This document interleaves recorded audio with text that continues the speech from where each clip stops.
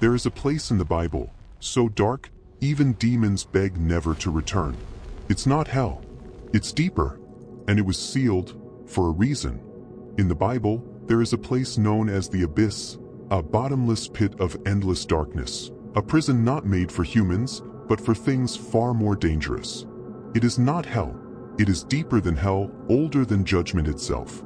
A place where light does not exist, where time seems to stand still, and where whatever is cast into it is not destroyed, only contained. The abyss is a spiritual void, a holding place for entities too powerful, too corrupt to walk freely, sealed away, hidden beneath layers of divine restraint.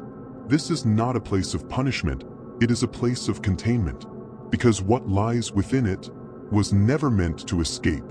The first time the Bible hints at something like the abyss, it doesn't even name it directly. It hides it beneath the surface of creation itself.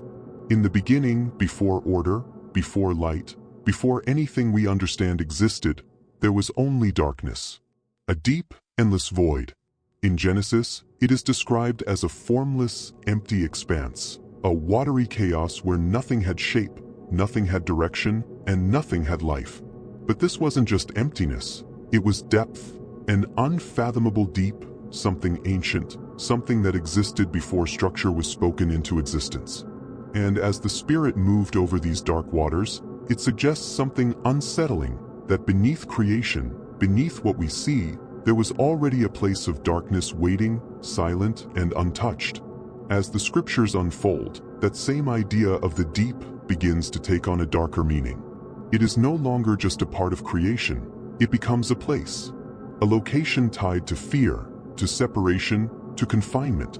By the time we reach the New Testament, the abyss is no longer hidden in symbolism. It is spoken of directly, and what we learn about it is deeply disturbing. In one moment, a group of demons, possessing a man, beg desperately not to be sent there. Not destroyed, not cast out, but specifically not sent to the abyss. That fear alone tells you everything. These are beings that thrive in darkness, that exist in rebellion and chaos. Yet there is a place they dread more than anything else. A place they know, a place they remember. And still, the Bible doesn't fully explain it. It doesn't map it out or describe its full structure. Instead, it leaves fragments, moments, reactions, warnings.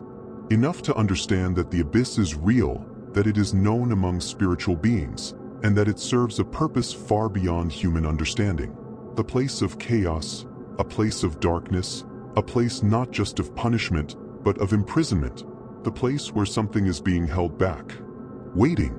And then you begin to understand why the abyss was never meant to be opened, because of what is inside it. These are not ordinary demons, not the wandering spirits that whisper in the dark or lurk at the edges of human fear. No, what lies within the abyss are far older, far more dangerous. Beings that once walked freely, beings that saw the beginning of creation itself, and chose to rebel against it. Fallen entities, twisted beyond recognition. Some believe they were once angels, beings of light, before they became something else entirely. Something corrupted, something uncontainable. There are ancient writings that speak of them as watchers, beings who crossed boundaries that were never meant to be crossed. They did not just disobey, they defiled. They brought chaos where there was order, knowledge where there should have been none, and in doing so, they became something the world could not hold. And so they were taken, not destroyed, not erased, but locked away. Sealed in a place where they could no longer touch the earth. A place without light, without time, without escape. Imagine it, an endless darkness so thick it feels alive. No sky, no ground, no sense of direction, just a suffocating void. And within it, movement. Whispers that don't travel through air, but through something deeper. The presence of minds that have been awake for thousands of years, trapped, conscious, aware. Watching, waiting. They are not sleeping. They remember what they were, and they remember what they did. And that is what makes it worse. Because imprisonment does not weaken them, it preserves them. It holds them in a state of suspended existence, like a storm frozen in time. No decay, no end, just waiting. Waiting for a moment, a signal, or a mistake. And the most terrifying part is this. They know they were not meant to stay there forever. Somewhere within that darkness, there is an awareness, a silent expectation that one day, something will change. That the barrier will break. That the seal will be lifted. And when that moment comes, it will not be like anything the world has ever seen. Because these are not lost souls. They are not free. They are waiting. And then the story takes a darker turn. Because the abyss is not meant to stay closed forever. The Bible describes a moment, a precise, terrifying moment, when the seal is no longer enough. Not broken by force, not shattered by rebellion, but opened. Intentionally. As if the release was always part of a plan waiting for its time. In the book of Revelation, a being appears, one not described with comfort or familiarity, but with purpose. It is given something not taken, not stolen, but handed over. A key. The key to the abyss. Think about that. A prison designed to hold the most dangerous entities ever created, and yet there exists a key, which means it was never meant to be sealed forever. Which means someone, somewhere, knew that one day it would have to be opened. But the question is not just who holds the key, it's why. Why would anyone open a place like that? Why release what was never meant to walk free again? What purpose could possibly justify unleashing something so ancient, so corrupted, so beyond control? The moment builds slowly, like something creeping closer in the dark. There is no rush, no chaos at first. Just silence, anticipation, the feeling that something irreversible is about to happen. And then, without warning, the boundary between containment and release begins to fade. The abyss does not resist. It responds, as if it recognizes the authority behind the key. As if whatever lies inside has been waiting for this exact moment, not hoping, but knowing. Waiting through ages of darkness, through endless stillness, through a prison that never changed, because one day the door would open. And now it's happening. You can almost feel it, the shift, the weight of something ancient beginning to move. Not physically, but spiritually. A pressure building beneath reality itself. Like the world is standing on top of something that is starting to wake up. And the one holding the key does not hesitate. No warning, no hesitation, no second thoughts. Just the decision to open it. And in that moment, everything changes. Because once a door like that is opened, it cannot simply be closed again. Whatever comes out was never meant to return. And then it opens. Not with a sound you can fully hear, but with something you feel. A deep, violent shift in the unseen, like reality itself just tore open. And from the abyss, something begins to rise. Thick, black, endless smoke, pouring out like a living thing. Not like fire, but like darkness made physical. It spills upward, swallowing everything in its path, rising higher and higher until the sky itself begins to disappear. Light fades. The air heavy. Breathing becomes difficult, like something unseen is pressing down on your chest. And then you realize, the smoke is not empty. It's moving, twisting, shifting, carrying shapes within it. Shadows inside shadows. And suddenly, they begin to emerge. Creatures. Not fully seen at first, just glimpses. Movement where there should be none. Forms that don't make sense to the human eye. Too many limbs, not enough structure. Faces that seem to form and unform within the darkness. And then the sound begins. A distant vibration, like thousands of wings beating at once. Growing louder, closer, until it becomes unbearable. They are coming out. Pouring from the abyss like a swarm that has been held back for too long. Not rushing blindly, but spreading with purpose. Covering the earth, filling the air, moving with an intelligence that feels wrong, ancient, calculated. This is not chaos. This is release. The world is no longer quiet. The darkness is alive now. You can almost feel their presence pressing against everything, watching, searching, recognizing a world they were once denied.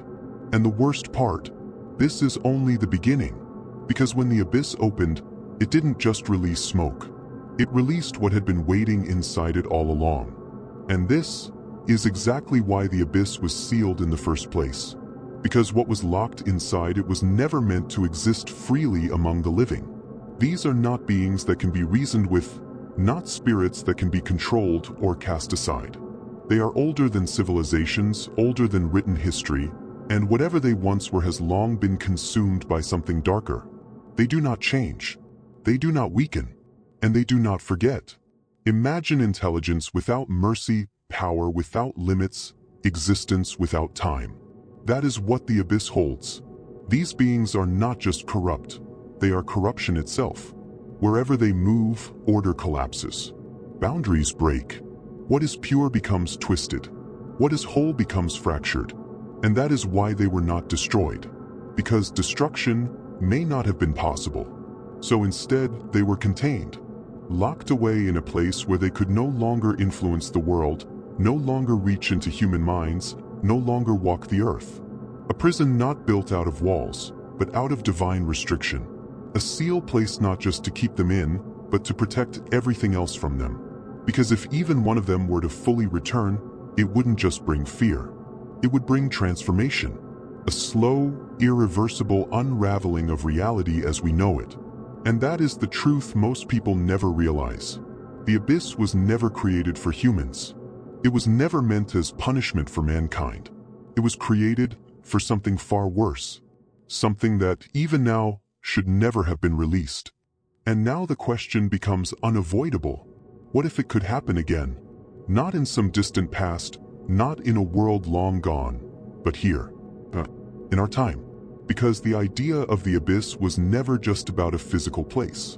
It was described in ways that blur the line between the spiritual and the real, between something buried beneath creation and something that can exist alongside it. And that's what makes it more unsettling. You can't point to it on a map. You can't measure its depth.